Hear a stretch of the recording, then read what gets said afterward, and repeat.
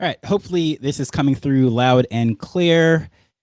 You know how this thing always has a way of just sort of doing some interesting things, but I'm going to try this again, run this back. And of course, I just wanted to throw in the good old vibe stream days of when I used to be talking about all this fun stuff and, not as much buttoned up and so forth.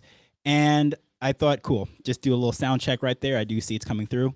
Good to go. So, I was on a couple spaces earlier, and a few things came up that I kind of wanted to jump to because at the end of the day, one of the things that I found was just very interesting earlier that we were in a space we're talking about different mining aspects of the space and how everything the attention is shifted over to proof of work and all these different things, and I thought of a perfect analogy during that space, which is something that I never really thought about before and was live on the spot.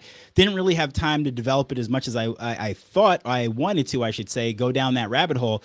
But the thing that I was thinking of, because there's always this huge area of conflict, right, when it comes to Bitcoin versus everything else. And as someone who is always exploring different tech, different solutions, and so forth, I talk about all sorts of different things, right? So I am a person who has both Android and Windows. I have my respect for Mac in certain areas, and I have my respect for iOS in certain areas. Did I say Android and Windows? I meant to say Android and iOS. Then I have Mac in certain areas that I really respect, certain areas I like Windows and so forth. So anyways, as far as different ecosystems and different solutions for different things, and what I realized during that space is an analogy that I never really thought about before as, okay, Bitcoin has its space, its explanation really niched out and explained very well in the fact that, okay, digital cash. Now, what do you mean by digital cash? Okay, it depends who you're speaking to, whether you're talking about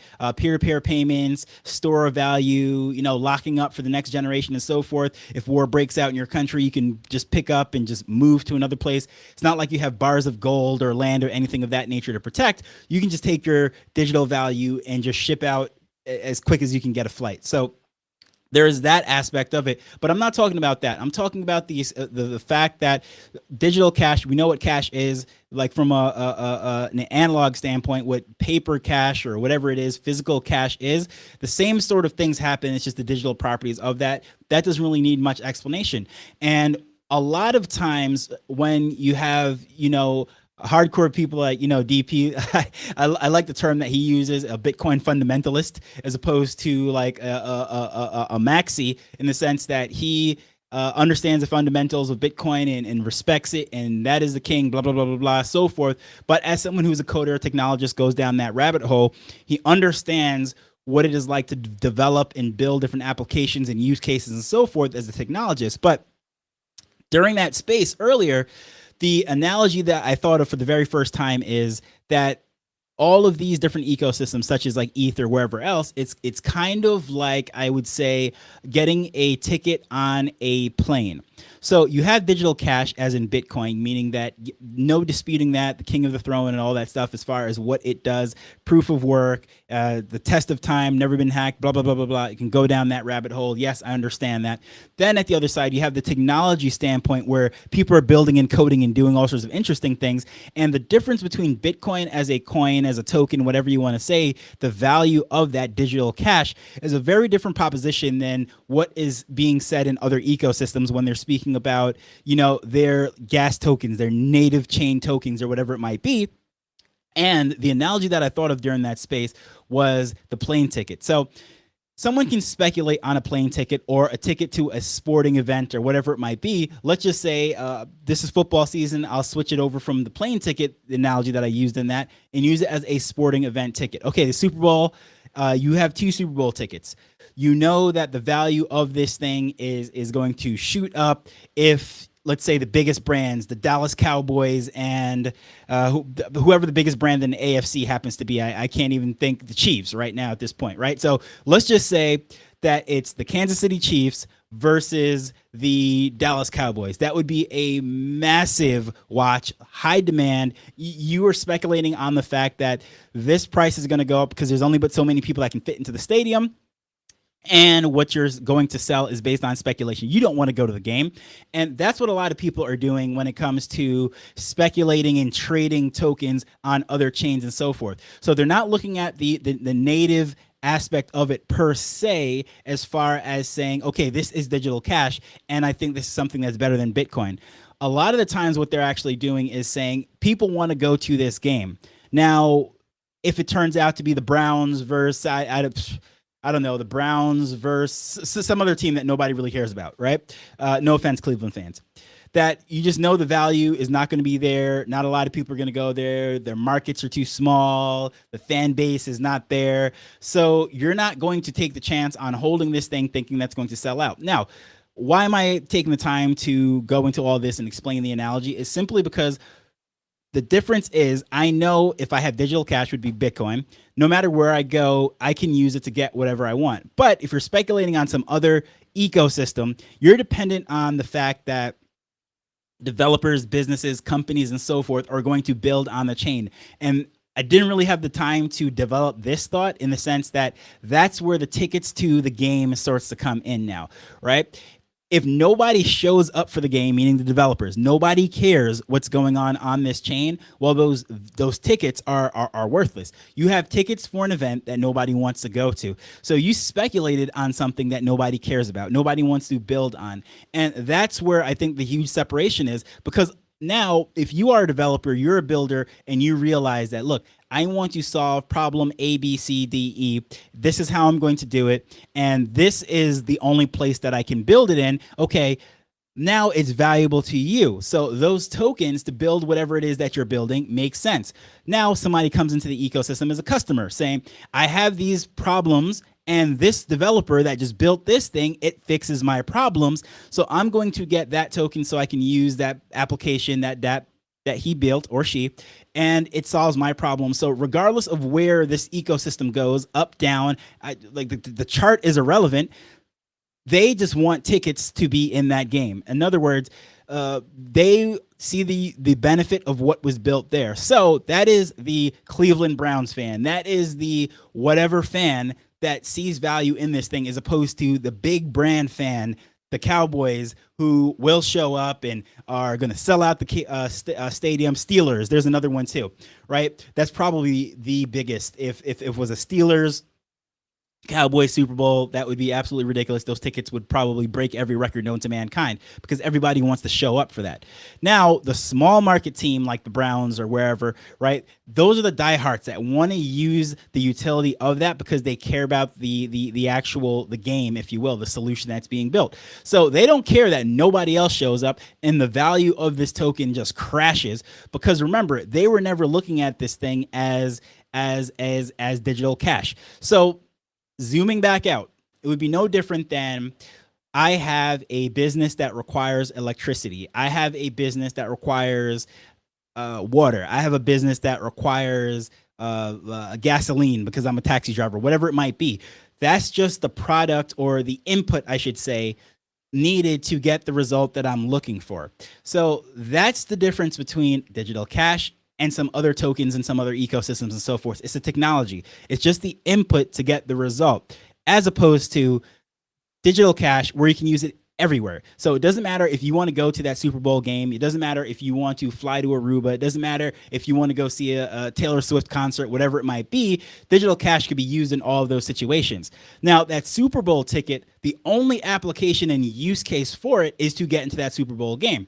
Now, if you don't want to go to that game, then it's worthless to you. So some people, yes, they will buy Super Bowl tickets for the explicit speculation, the value of trying to flip this ticket and make more money than they paid for it.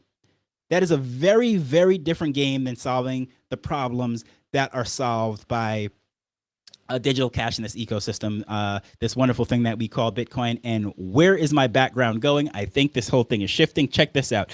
Guy uses a green screen for a live screen, and this whole thing starts to shift out behind me. But anyways, what I wanted to say is landing those different things is or those thoughts, or extending that thought, something that, again, in the format of a space, you can't necessarily do, because you only have a couple minutes to make your take and so forth. Not to mention, I actually thought of this analogy live on the space, and after sitting for a few minutes or so, letting that kind of develop and ruminate and formulate in my mind, I'm like, you know what, whatever. Let me just throw this thing up real quick and do an extended take. Just throw that out there. If anybody's interested in it, cool. If not, it is what it is.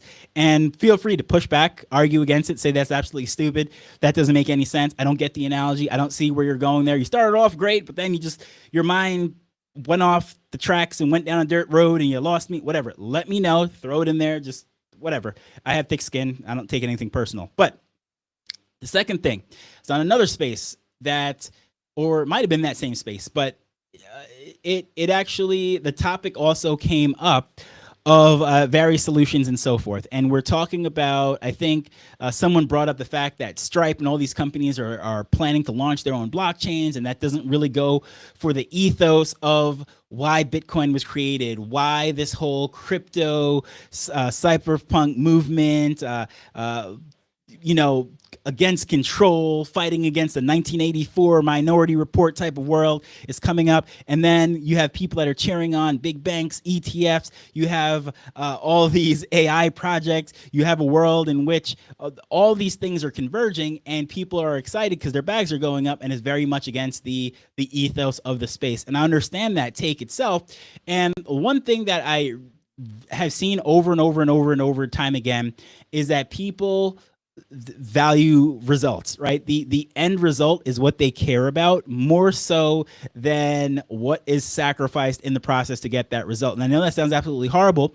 I'm not saying that is the right thing to do. I'm not saying that's how I feel about things, but I'm talking about human nature itself, right? So the average person, if you tell them this snack, this food, it's absolutely horrible for them, it's going to give them cancer, it's going to wreck their insides, they're going to have so much pain in 20, 30 years down the line if you eat this stuff, they're going to say, yeah, but it's convenient. Yeah, but it's cheap. Yeah, but whatever. And like, they very well know all the negative sides of it, but for the convenience and the simplicity of what they can get right now, the instant gratification, that's what most people gravitate towards. And that's why there's a serious problem within the space. And another simple thing is self-custody.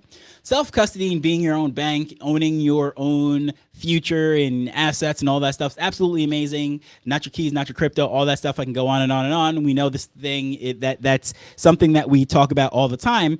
That, okay, that's great. But have you ever tried to onboard someone into this space? The first thing that you're going to hear them say is, what? This recovery phrase or this private key, whatever it might be. I need to keep this on paper. I need to etch this into steel, whatever. You know what? You control it for me. I'll just give you money and you do the thing. So you tried to tell them about self-custody. You tried to tell them about being their own bank.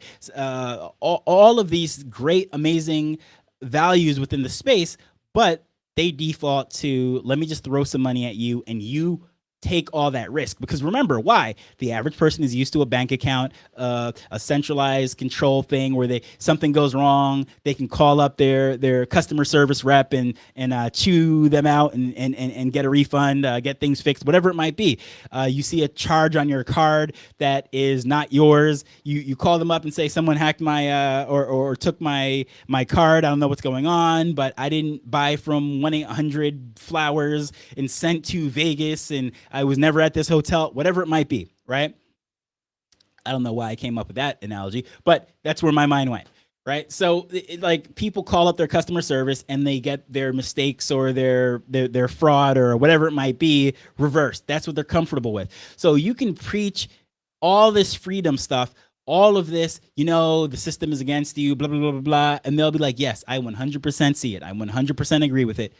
Yeah, but I'm not ready to take things into my own account, right? For example, like, that is why the vast majority of people, even if you map out to them like this wonderful business plan and show that exactly what they're doing right now at their 9 to 5, they're going to make 10 times more if they go work for themselves. They're going to be like, yeah, but it's guaranteed I get paid every Friday or every other Friday or every other whatever, right? That's just their comfort zone. That's what they're used to. They're not going to step out and do something different. So a lot of people will take ease of use, what they're familiar with, all those different things over the values and whatever it is that it might be preached. So the whole Stripe thing, and why wouldn't people use Bitcoin? Why wouldn't people use this or that? Why would they gravitate towards Stripe or another big company, MasterCard, Visa, whoever it is that is using blockchain technology than just doing it themselves and going peer to peer like Satoshi envisioned all those years back?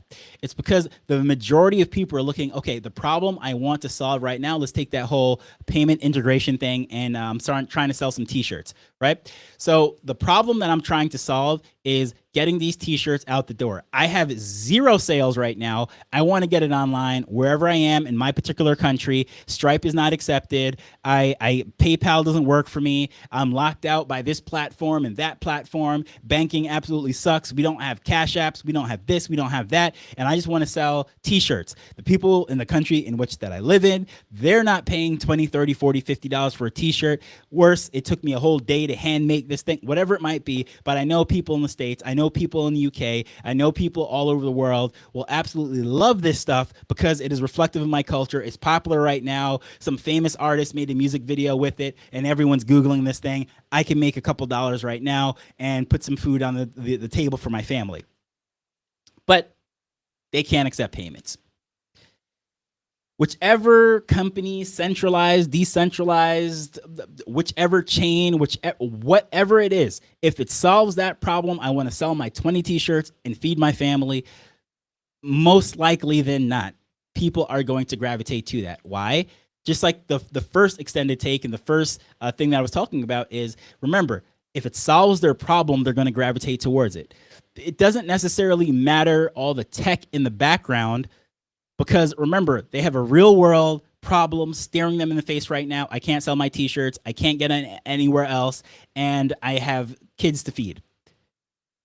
So if the solution is there, they're going to go to it. And if Stripe opens up using their chain, allowing international people to finally get on board that are blocked from using the traditional Stripe, and they can't start a US account or whatever it might be, well, okay, I see why people are going to gravitate towards that.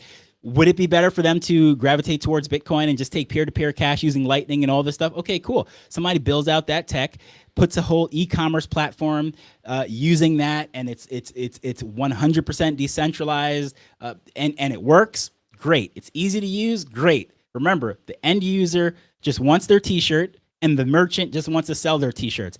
All the stuff that's in between, they don't necessarily care about per se if they're just trying to solve their problem, getting this thing that I saw the celebrity with, or in the case of the merchant, putting food on the table. So that's why all of these different things are going to be attractive regardless of how stupid it is, how much is a clone of XYZ, whatever it is, if it solves the problem for an end user, right? So one of the best quotes that I have stuck burned into my head is, an entrepreneur is a person that takes on other people's problems as their own, right? If you can solve somebody else's problem and you can continually do it, build the systems to do that, replicate it, do it over and over and over, and then find a product market fit, do it at scale, then you can do that and you have a business on your hand, right? Anything else, you're just tinkering with tech, you have an idea, or those of you that came over from like the whole NFT world, it's just a project, right? It's not a business, it's a project. And in that sense, then cool, have fun with it, play around with tech, do whatever it is. But unless you're solving that problem, you're not really an entrepreneur, you're not really a business, and so forth and whatnot. So that's the whole thing. A little rant about that. Again, this is not something I could go down the rabbit hole and talk that long on a space and just expand my thought on that. So I'm doing this as a little extension. The last and final thing that we came up with on a couple spaces was the simple fact that, all right, there is a huge, what's the word I'm going to say? There's a conundrum. There's a culture clash and some awkwardness within the space that nobody really wants to talk about. And that's actually why I opened up. I was like, I needed some lighthearted music, play that like I'm doing a vibe stream in the beginning before I play this, before I get this. And I'll even go another, it's a crypto Christian conundrum, or really, this whole thing, Bitcoiners are the ones who are the most hardcore with the freedom and no censorship and all this stuff. But the alliteration of the 3 C's, it just rolled off really nice. But anyways, the conundrum that is, right? On one hand, you have people that are pushing all of these things, and you're saying, this is freedom tech. This allows you to spend without being censored. The exact opposite of a centralized banking system that can lock you out because your business supports a different political ideology, or you're a newspaper spreading something against the narrative. Okay, let's shut that down so that you can't get payment. Or the extreme, a central bank digital currency where, all right, you're spending funds at this particular business who is associated with that ideology, which is against the government. We're going to delete those funds from your account. We're going to make them expire. We're going to do whatever. Or those dollars, those digital dollars, yuan, whatever you want to call it, could only be spent at XYZ location during XYZ time. It's going to be expired, deleted, whatever. Like, so there's all those centralized problems. But then on the other hand, you do have freedom money, which is Bitcoin, and the decentralized aspect of it, even though a lot of people are in the camp of just store it up and never spend it. But that is a very unique proposition from a place of someone who has value to store up, someone who actually has money, not just someone who's trying to put food on the table and get a payment through. But going back to this whole conundrum, right? So tying all this together, people have problems and they're gravitating towards solutions, right? It's one thing to push an ideology.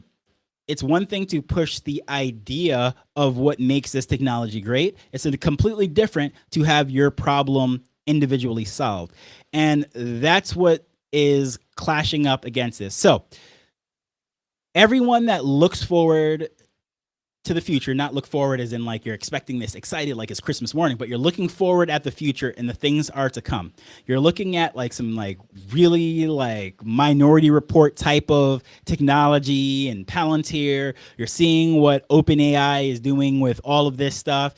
Sam Altman is pushing WorldCoin, which is scanning retinas so that people can interact on the blockchain. You see all of this stuff coming down the pipeline. Is very easy to be like, look, this is exactly that 1984 totalitarian step on you if you don't go with the program type of system that's being set up, right? Like, can't deny it. Like, stuff is there. You can look at all this, get all depressed and get all angry and get all whatever it is and just have it completely ruin your day. Not my vibe. I'm a positive dude. I like sunshine. I like mangoes, the beaches, and all this stuff. Like, negativity is just not my thing. It just serves me no good, right? But in the sense that, okay, this is where the whole Christian conundrum comes up, right? Those of us that are, would call ourselves Christians, believe in the Bible, whatever it might be, right?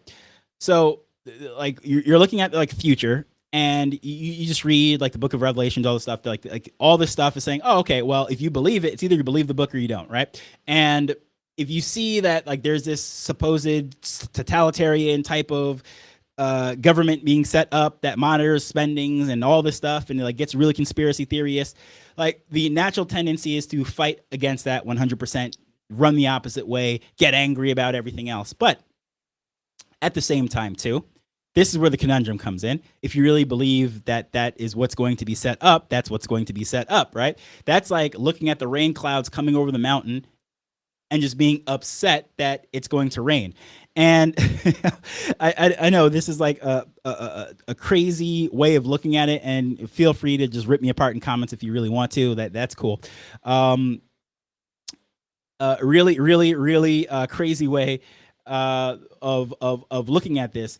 I think of just like a great analogy, again, just throwing stuff out there, connecting thoughts and what have you, of last year, a hurricane hit the island here, right? We saw this thing coming. It was just absolutely just like a category 5 about to hit. It wasn't a direct hit, but it was heading to the island. And yet you had two options. Either you're going to prepare, get your water and all this stuff and hunker down, make life a little bit better for you and your wife, your family, whoever it is, or you're just going to do nothing. You're not going to prepare. You're not going to do anything. But guess what? At the end of the day, the hurricane is still coming. You can't stop the hurricane. All you can do is prepare, make life, those around you, a little bit better. And When the storm came, all the power went out and everything. We were without electricity, without internet, which was really crazy for me because that was right during a launch for a team that I was on. And right in the middle of the launch, we're doing support. We're doing like live things behind the scenes, and hurricane came. The company thought I was dead. They were reaching out to people that knew me in my network saying, hey, have you heard from Chopik? Blah, blah, blah, blah, blah. Like, is he alive? The hurricane was coming to Jamaica. And just in the middle of communicating with him, everything went out. Like, is he dead? Right? So there was nothing I could do from stopping that hurricane from coming. So going back to the whole conundrum of the matter, right? If you, the reason why you're so adamantly fighting against the centralized control system is because that you believe that is what's coming in the future. Well, you're going to find yourself just always upset because here's the thing. You're saying that you 100% believe these things are coming because you read it. But at the same time, you also read that it is coming. So trying to stop that hurricane from coming and devoting all your energy into that, it's really not serving you very well, right? So I guess what I'm trying to say is there's a lot of people, and I think that's why a lot of times, you know, I invite people on spaces, talk about Bitcoin, and like they'll say things like, no, Bitcoiners are too angry. It's which I don't agree with. I have a great time talking with, you know, Bitcoiners. But generally speaking, if you see the storm coming, it's not like you want to just dance and celebrate. Now, if you're a guy that doesn't even see the storm coming and you're just looking at the fact like, man, I'm going to make a lot of money selling raincoats, that's like the Bitcoin trader, right? He's just looking at the dollar value and he's trading it and he's having the time of his life. He doesn't care about all the death and destruction coming from the hurricane. He's selling raincoats today and he's making a killing. It doesn't matter that the bank for him to go put his money on just had his rooftop blown off wherever he was going to go spend that money. It can't be used because the hurricane just decimated everything. But guess what? He made a fortune and he's living his best life, right? There's that guy. Then you have the guy who is just sitting there and looking at the storm coming over the horizon and is absolutely depressed, mad at the world. Can't do anything about it, but he's giving the finger to the sky and he's just angry and whatever. Then you just have the guy who's just out there. He sees the storm coming. He doesn't care. He's just out there dancing, having a jolly good time, and the storm is going to decimate him too. There's all these different reactions to the storm coming, but at the same time, the storm comes. So in the space, I had said that like 100%, I'm in the camp that believes that things are going to get really crazy. I mean, with Palantir and all this AI stuff, which I use AI every single day. I'm not going to be the guy who beats up AI and gets all negative and say, oh, this is absolutely horrible. We're marching towards Minority Report 1984, all this stuff. Like, doesn't serve me any good. Right now, I know my grammar sucks and I need somebody to spell check and rewrite this thing. And I'm going to fight with it so that it doesn't put M dashes into my essay or my email. But guess what? I'm glad it's here. Now, would I feel comfortable knowing that all these devices in my house are like monitoring all this stuff? Like, no, it doesn't feel good. But at the same time, it does make me feel good to know that when I couldn't get in contact with, say, my wife because her cell phone was jammed or whatever it might be, it's actually usually the other way around. She can't get in touch with me because I'm here on Spaces and doing all this stuff. She just hops on the camera and she was like, hey, and I hear her in the other room and she'll send the message to me and it sounds like she's talking out there. And then someone's like, you know, if she can access that, this stuff is going up in the cloud and you're making a profile, blah, blah, blah, blah, all this stuff. Like, I get it, right? It is what it is. But the storm is coming. There's nothing I can do about the storm. So the best I could do right now is make life better for those around me, and that's just how I go about my day. So am I going to sit here and be an angry Bitcoiner building my bunker in the middle of nowhere, completely off grid? Now that would be a life that I would definitely do because I think it's just great. Being in the wilderness and just off grid and having your own food, sustainable system and everything, being on an island here, how much reliant we are on the outside world and just dependent for everything. It sucks. But at the same time, too, I do understand and like the fact that I can do this live stream because the camera was imported, the microphone that I use was not built here, and all this different stuff. So connecting all this stuff up now, the conundrum that people are saying and looking at, like they're obviously seeing that there's a problem coming. Whether you believe it or not, some people do, some people don't. They might label you a conspiracy theorist and blah blah blah blah blah. But if the hurricane is coming, it's coming, right? Regardless if you believe the weatherman or not, that storm is coming, right? So again, the message that I kind of had was very short, is like, at the end of the day, it serves you no good to just sit and be angry about whatever it is that is coming, right? You have a life to live right now. That storm might not come today, it might not come tomorrow. Heck, it might not even come in your lifetime, right? But you do have the opportunity to live some life, have your own jolly good time, right? As you know, my father likes to say, look at him, having a jolly good time, right? So you could do whatever it is, what it is, but you have the opportunity to make life better for those around you. And like, that's why I'm usually positive. The day you hear me turn into like a perma beer and I'm just like negative about everything, whatever, just watch out, or pray for me, or tell me to go see a psychologist or something, because something's not right. I'm that dude that sees like the positive side of everything. And last thing I'll say, for the sake of entertainment purposes, and just shows you how I roll and how I look at things.